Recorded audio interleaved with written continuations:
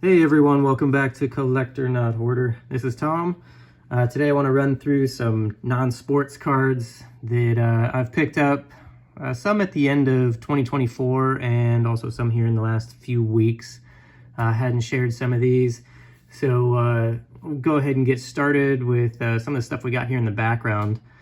I got a small stack off to the side, but we'll run through some of these I got sitting here first.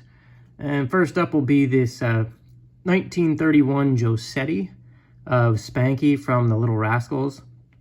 From what I understand, this is his first appearance on a card. This is a really nice copy. And if you've watched my channel before, you know that I've shared some other Little Rascals or Our Gang cards. And this one, I believe he's possibly 3 or 4 years old in this image. So he's pretty young here, so definitely a neat little card.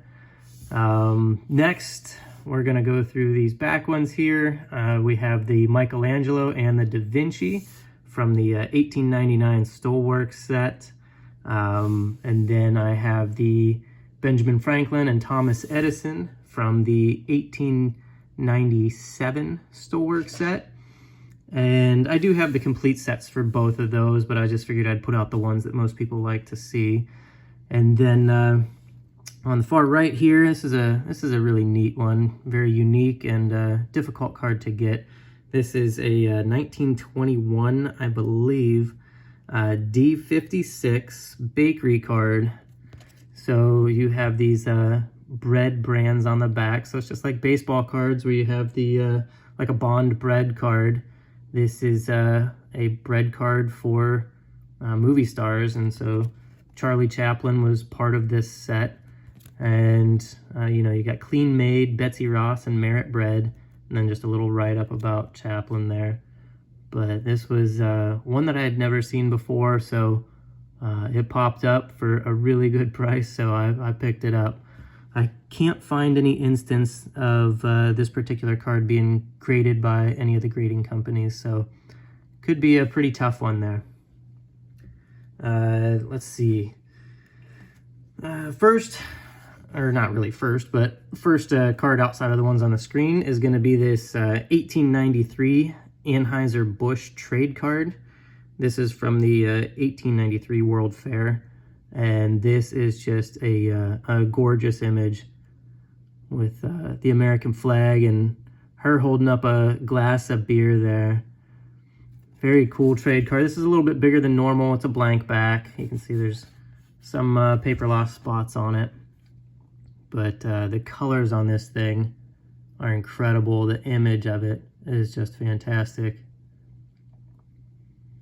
But this does pop up every now and then, so there are opportunities to pick this one up, but this was a really nice example I had a chance at getting. And next is an 1885 Franklin Institute trade card with Benjamin Franklin on it. If you've watched my channel before, you've seen that I actually have this red copy. And this one, the one on the left, has an advertisement on the back for the exhibition, and it gives a date for the exhibition. But the advertisement on the back of this is for a tool and machinery depot. So I don't know this to be true, but it's just kind of a guess from me. There's like this one here on the left. This could have been something that was handed out prior to the exhibition going on, and then this one could have been one that was handed out by the exhibitors at the exhibition. So they had their advertisement put on the back and handed them out while people attended. So you have kind of a little bit of different sizes here. So it could be two separate printings of these. Let's see. Next is an 1883 Pratt's. And these are very early images of the Statue of Liberty. The one on the left here is for the Pratt's Astral Oil. You see that at the top there. And this one is for Pratt's Gasoline. And I've had this Astral Oil one for a little while now, and I found a copy or a variation of this gasoline one. These are actually both really nice copies of this card. And you can see a little bit of staining on here, but overall the quality of the card is really nice.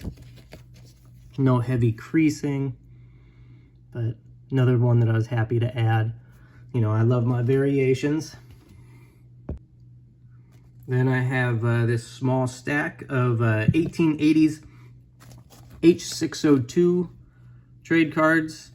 You got George Washington and Grant, Jefferson, and Andrew Jackson. These are all blank fronts, blank backs. I've had several of these before, but I got all these from the same seller on eBay. And there was actually a handful more, but these were some of the more prominent figures that were in it. These are really nice copies. And I have the couple trade cards. This one is for a Humpty Dumpty mechanical cast iron bank here on the right. This is a really unique trade card. A lot of detail in this, so it's gorgeous. It is heavily trimmed around the edge. There's supposed to be a border to it.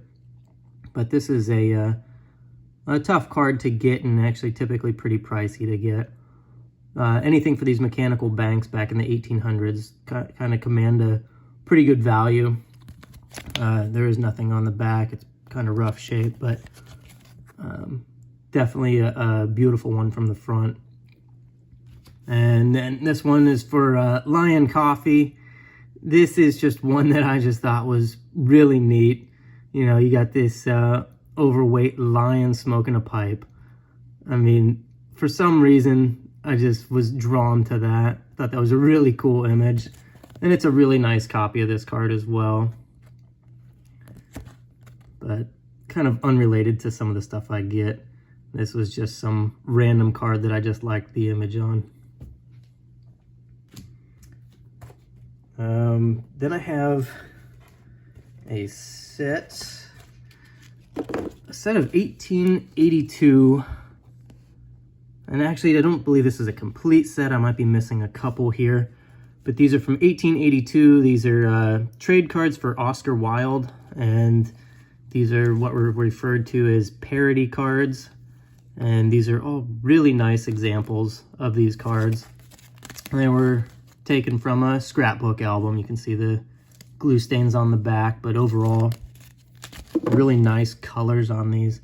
You know, I guess he's kind of portraying a little bit of a Uncle Sam image there, but this is a tough set to get and put together. It's gotten kind of pricey over the years, but there's at least 6 of them. I'm not sure how many actually go to that set.